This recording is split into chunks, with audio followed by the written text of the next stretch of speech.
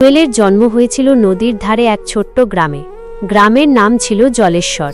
চারদিকে শুধু জল আর জল। বর্ষায় নদী উপচে পড়ত, শীতকালে জল শুকিয়ে কেবল স্মৃতি রেখে যেত। জুয়েলের বাবা বলতেন, জল যেমন জীবন দেয় তেমন কেড়ে নিতেও জানে। এই কথাটা তখন জুয়েল বুঝত না, কিন্তু জীবন তাকে বুঝিয়ে দিয়েছিল। ছোটবেলায় জুয়েলের সবচেয়ে প্রিয় বন্ধু ছিল নদী। স্কুল শেষে সে নদীর ধারে বসে পা ডুবিয়ে থাকত। জল তার পায়ে ছুঁয়ে বলতো, যেন ভয় পাস না, আমি আছি। মা বকত, এত জল ঘেঁটে কি হবে? জুয়েল হেসে বলতো, জলই তো আমাদের বাঁচায় মা। এক বর্ষায় ভয়ঙ্কর বন্যা এলো। রাতে হঠাৎ নদীর বাঁধ ভেঙে গেল। চারদিক অন্ধকার, শুধু জলের শব্দ, গর্জন।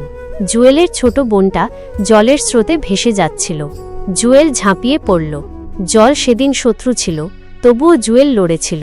শেষ পর্যন্ত বোনটাকে বাঁচাতে পারল, কিন্তু বাবাকে আর পাওয়া গেল না।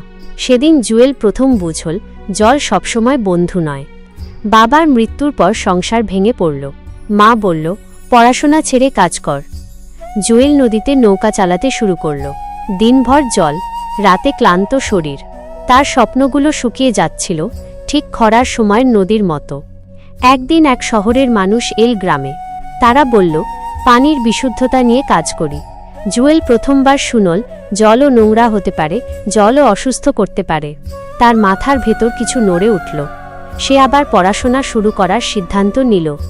দিনে নৌকা চালায়, রাতে পড়ে। লণ্ঠনের আলোতে বই ভিজে যায় ঘামে আর জলে। গ্রামের লোক হাসত, জল বেয়ে বড়লোক হবে নাকি? জুয়েল চুপ থাকত। জল যেমন চুপচাপ বয়ে যায়, তেমনি সে। স্কলারশিপ পেয়ে জুয়েল শহরে গেল। শহরের জল পরিষ্কার, কিন্তু মানুষের মন শুকনো।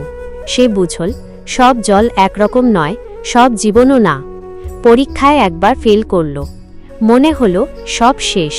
রাতের বৃষ্টিতে ভিজতে ভিজতে সে ভাবল, জল তো পড়েই যায়, তবু থামে না।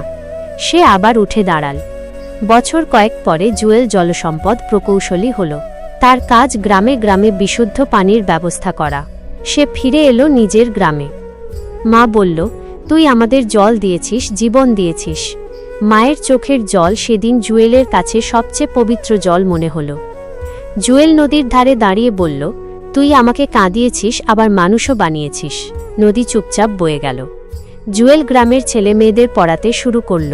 বলতো, জলকে সম্মান করো, জীবনকে সম্মান করো। জুয়েল বুঝল, জীবনও জলের মতো, কখনো শান্ত, কখনো ভয়ঙ্কর, কিন্তু থামে না। একদিন কেউ জিজ্ঞেস করল, তোর জীবনের গল্প কি? জুয়েল হেসে বলল, জলের গল্প, কারণ জলের নামেই আমি বেঁচে আছি। খুবই চমৎকার একটি জীবনমুখী গল্প।